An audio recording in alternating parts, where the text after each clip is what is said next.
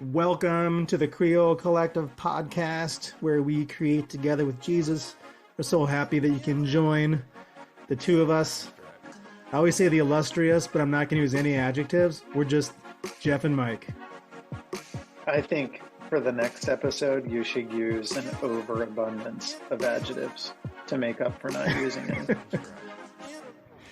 The Vestuvius. What other? No, don't do it now. Don't do it now. Okay, next episode. Okay, I'll save it. Save my thunder. It's gonna be amazing. I'm gonna have to get out my thesaurus and just go crazy. Mike, how are you? We'll call it the thesaurus episode. That's what we'll call it. My Dinosaurus thesaurus. Mike, tell me what you're up to these days in the winter time.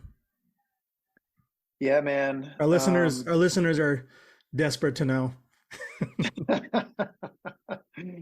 We're good, man. We're coming off the holidays and hearing lots of people creating some community. I got off a call with the Save Families crew this morning and hearing about what's happening under the street or under the bridge in Mulberry Bridge in the city.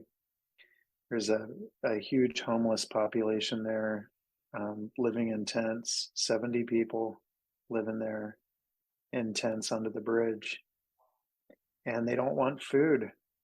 They don't want food. They don't want clothing. They just want money to buy drugs. And so it's a really desperate situation, man. It's on my heart pretty heavy hearing about that typically you go down there and they want food, they want clothes, but there's a massive drug epidemic, and it breaks my heart thinking about how many people are enslaved to addiction and how necessary it is to be developing and supporting recovery communities and trying to figure out it's not just in the city under the bridge, but it's real in suburbia too, man. And in the country, we gotta provide hope for people in active addiction, for sure. Yeah.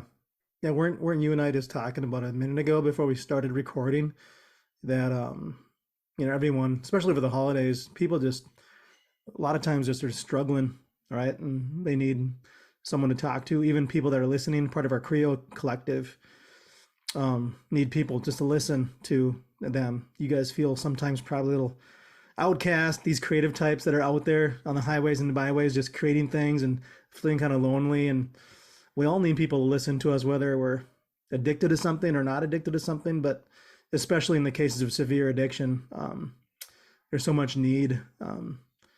But I'm glad we're part of a collective that actually cares about people no matter what the stage.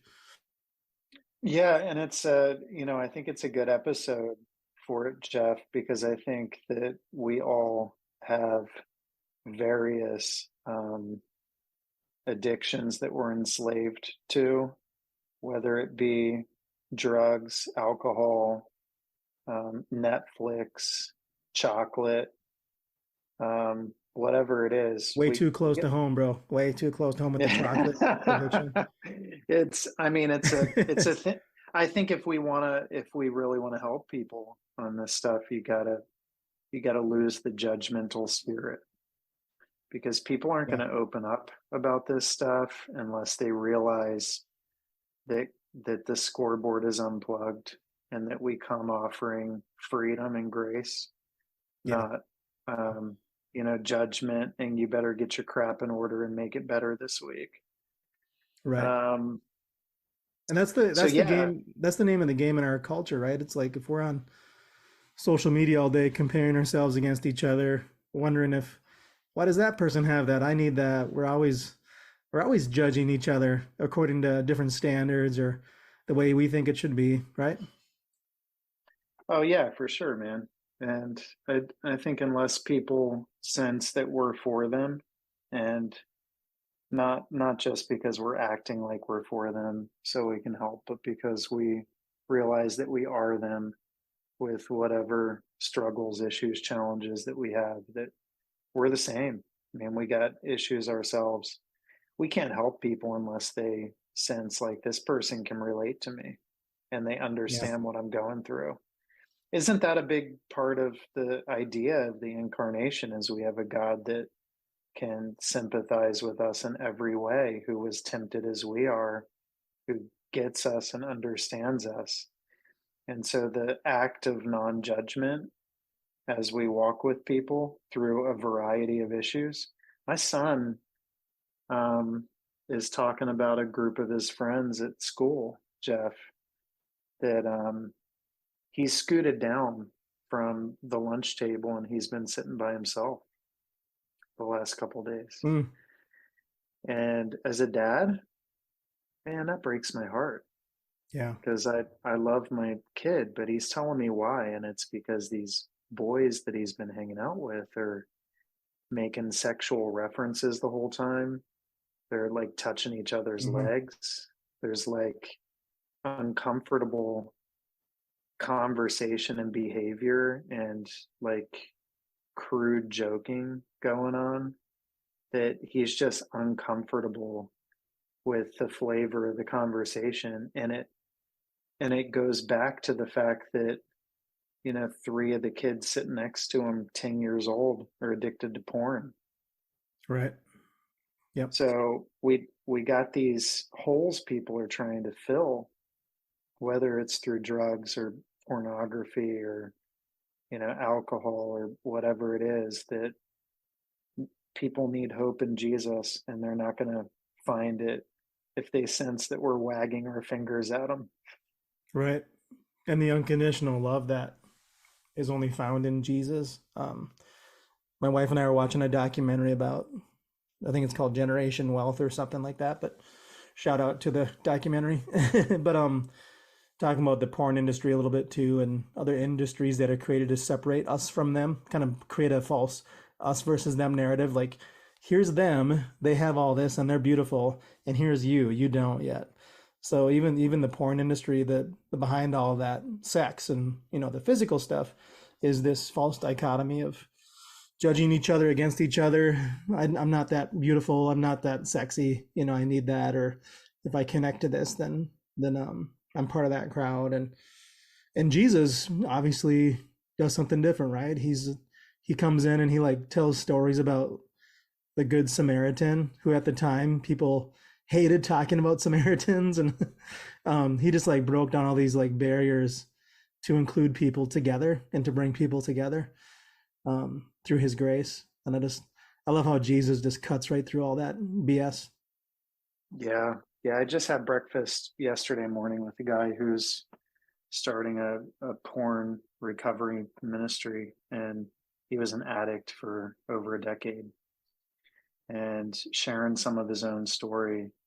I think what is making him effective in what he's doing is the fact that he can relate to the struggle and loves the people, and they don't sense that he's above them.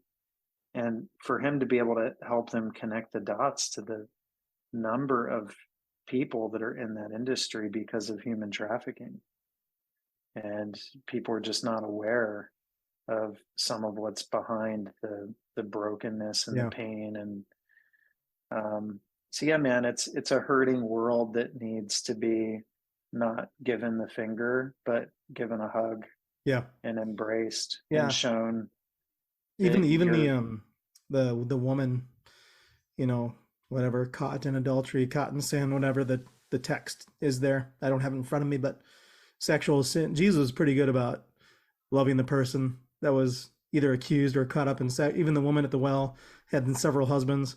I mean, he just looked right into people's souls and cared for them, loved them, and gave them what they truly needed, which is his, you know, living water, his mercy, his grace. So it's pretty amazing when you go back. So for our listeners, wondering where we're going today with this, we've already kind of jumped in, but Mike, we've been doing these one another's, right? I think there's over 40, 50 of these guys, slowly going through each one. Today we're in Romans 14, and I'll just read it here quick. because I think it's just good to kind of have our bearings straight here a little bit.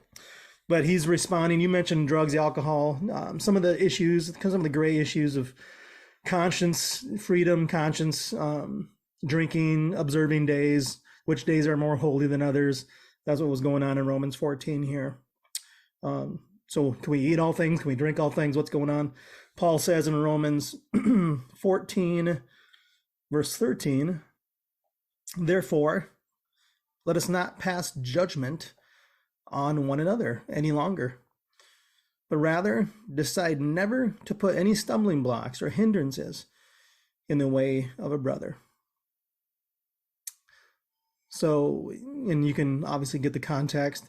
Our podcast, Mike, we can't dive too deep in the context, but Mike, how would you take a stab at what is Paul's heart here for not passing judgment on one another? What's he getting at?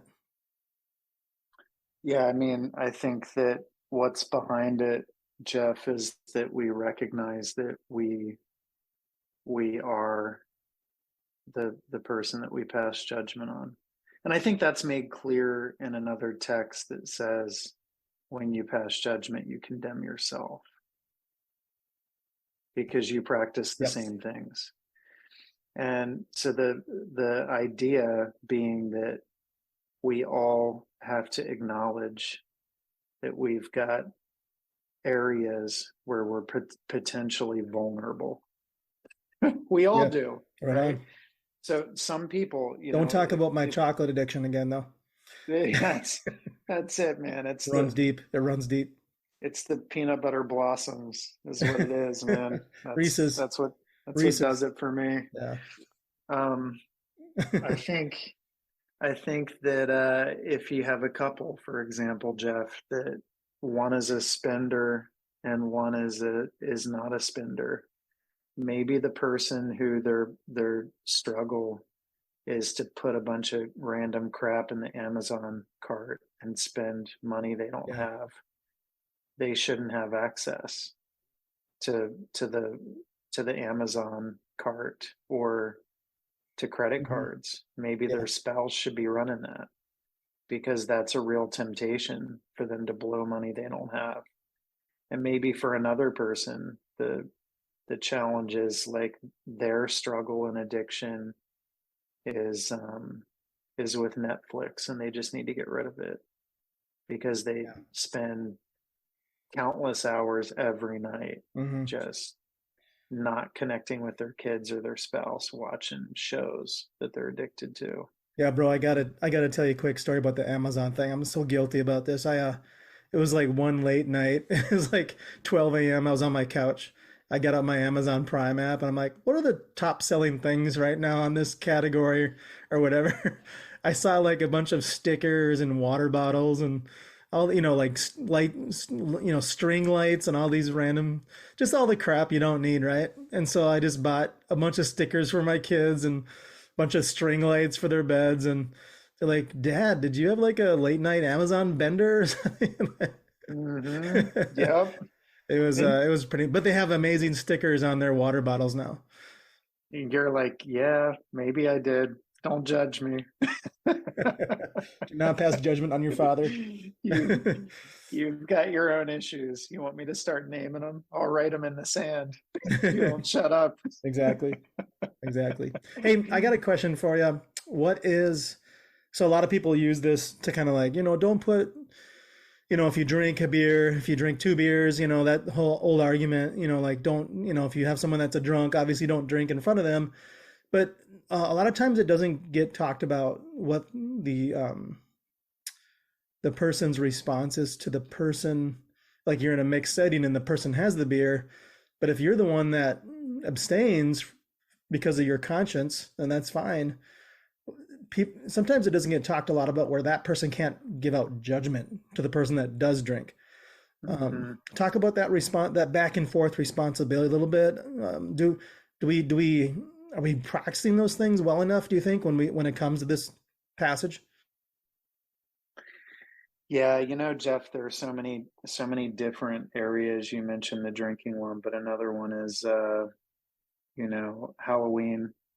So I was in one of our micro churches, and 2/3 of the people in that micro church are not Christians, and they brought up the topic with me when we're hanging out. Like, do you celebrate Halloween? Or like, we walk our neighborhood, we hand out massive candy bars, we our kids dress up and walk with other neighbor kids, and it's a really great way for us to connect with the people that we live around. And Yep. immediately some of the some of the people in the group are like, see, it's cool, we can do this, because the person that was leading their community did not observe Halloween and saw it as demonic and satanic and not cool and Right. whatever. But they can't judge the fact that, walking my neighborhood and connecting with people that wouldn't ordinarily Mhm. have time or space to Yeah. walk with us and have conversations as our kids play together is something that God was actually using for us to Absolutely. bond with the people that we were walking with. So the person that's abstaining from Halloween shouldn't judge the people of God that use a day where everybody literally comes to your front Mhm. door as an opportunity for connection. It's not necessarily bad. So you can't, in the same way that I find, cracking a beer open with a couple friends is actually a way that people relax and open up and relate and feel comfortable and safe and like they're not judged. And so for most people, it creates an opportunity for relationship and connection. So you shouldn't Right. judge me if that's a problem for you, Yeah. or a conviction for you. But I also shouldn't judge you that you're abstaining or pressure you to be a part of it. Right. It's the freedom that we Yeah. have, man. Yeah. What Like, for you're one person, drink it. exactly. For another person, don't drink it. But we You were need just to saying, walk. Yeah, go ahead. yeah, you were just saying a minute ago about the connection it provides, and just looking at that Romans passage, I did a little digging. If you click on the Greek in that word judgment, it's a word called krinos. And back when Homer, in the Iliad, when that was written way back in the day, it actually meant it was the original meaning of that word was separating, like the grain from the chaff. I think Homer does that in the Iliad, separating. So this it kind of what judging does, it separates. It creates this. I think we said it earlier about pornography too. It creates this us versus them mentality, or this comparison mentality. Like you're in the crowd that I'm a part of, but this person is out of my crowd. There's this culture. I just wrote down culture of separation, where we're trying to build a culture of honor and togetherness, hearing each other's stories, loving each other. So sometimes when we judge, or even when we put things in front of our brothers and sisters to make them stumble, we unknowingly cause this separation to happen. Because if we make them stumble, they're not going to want to be a part of our crew, right? They're going to be like, that person hurt me, and so I can't trust them. And so it's on us to honor those folks that do abstain from whatever the thing is, so that there's not this culture of separation. What do you think about that whole idea of this us versus them? What judgment really does, separating people? Yeah, for sure. I think rather than judging and keeping score, we've we have to, and I'm going to beat this drum for the next 30 years of my life. Like, we have to create cultures of confession where when we come together, Yeah. you're not pointing at other people. You should be doing this. You're not doing this. You ought to be doing this. We've got to create a culture of, where am I not like Jesus? And we're all collectively sharing, understanding that none of us look like perfect Mhm. representations Right. Yep. of Christ in the world. So it's humility, man. We're going to be bonded by our humility. Yes. So the opposite, and we kind of play this game every one of these one another podcasts we do for our listeners. They kind of know, but we kind of talk about the opposite of what this um one another would be. And then in this case, it's judging one another, or not judging. But how would you put it? another way, just not, how would you define not judging? You said creating a culture of confession. But even before you get to the place where you're confessing together, what's the first couple steps of not judging? That's a great question. I think maybe the opposite of judgment is self-awareness. Okay. Yeah. What do you So describe I that a little just think bit? I think when someone is judging someone else, they're not aware of their own brokenness and sin. They're pointing out the splinter in another person's eye, but they don't see the tree trunk in their own. It's Yeah. it's time for us to do some introspection, look at our own lives and go, do I eat like Jesus? Do I neighbor like Jesus? Do I respond to enemies like Jesus? Do I love my children like Jesus? Like, am I dealing with money the way that Jesus would deal with money? Right? Am I Yeah. giving people freedom the way that Jesus would give freedom? Do I have control issues? You're like asking all the questions when you take inventory of your life. And Hmm. at the end of the day, you realize that maybe I look 14% like Jesus. And maybe I shouldn't be wagging my finger at someone else because Right. I got Hey, issues I- myself. I'll take the 14% any day of the week. It's progression from the 12% 2 weeks ago, Exactly. right? Mike, I wrote down, instead of a culture of separation, I wrote down a culture where people make it easy to connect with each other.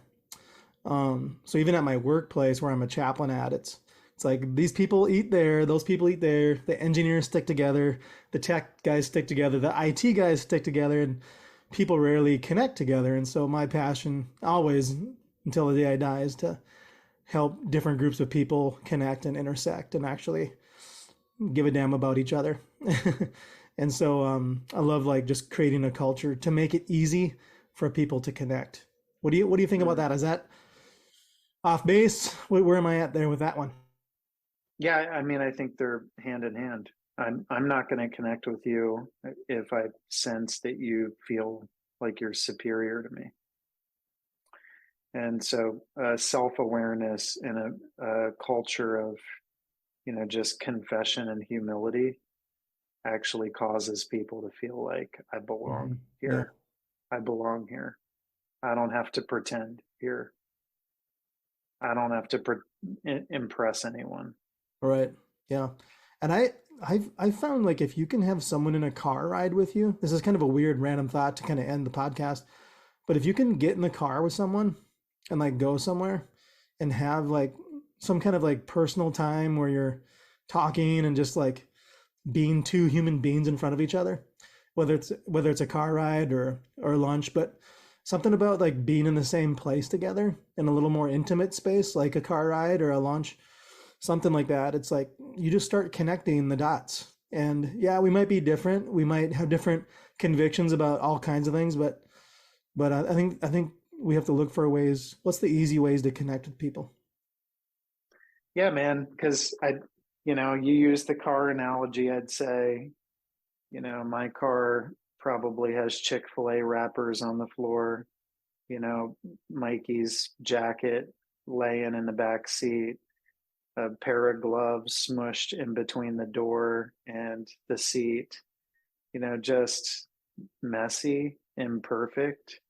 I think part of this journey is, what does it look like to share our lives in a way that people show up and we didn't Yeah. pre deep clean the house before they got there, Yep. and you see what people are actually like, not the facade that they put on the outside to pretend that they're much cleaner and more organized and more impressive than they really are. Yeah. And I think our culture is longing for friends that can show that Yeah. side of themselves. I think Absolutely. we need that, man. Yep. Desperately need to Yeah. show each other our Chick-fil-A wrappers. Yeah. Yeah.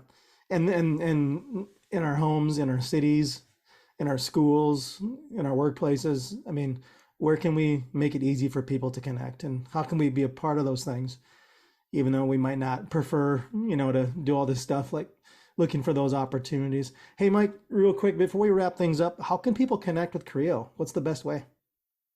Well, our dance is that you ask me and then I tell you to tell everyone. So go ahead, tell them. I tried to get it on you this time though, bro. Come on, man. You make me do all the work here. Okay, I'll do it because I love you. I want to connect with you. So, Creo. So if you're listening, by the way, it's the new year. We want to like ask you guys and gals, what do you need from us? How do we come alongside you in this new year? So please reach out to us, ask us questions, correct. Maybe I got my Iliad reference wrong. You can email a correction or something. But connect with us, ask us questions. How can we serve you? What can we put on the podcast? What do you want to hear? What would help you grow? What would help you create in your context? But our website to connect with us is creocollective.org/create. And there's a lot of ways to meet us, get connected, get involved, contribute. We need your voice. We're a collective. We need your voice, right, Mike? Absolutely. Yeah, it's more fun, honestly. And ideas spark ideas, and creativity just creates movement. So we need people. We don't want you to just sit and receive from us. We actually believe that we're going to bond more with you if we're side by side building things together. So by all means, accept, learn, and take the stuff that we're passing on to you, but we also want to learn from you and build alongside of you too. Yeah, well said. creocollective.org/create. Have a great start of your new year, everyone. We love you. We'll see you next time. Peace.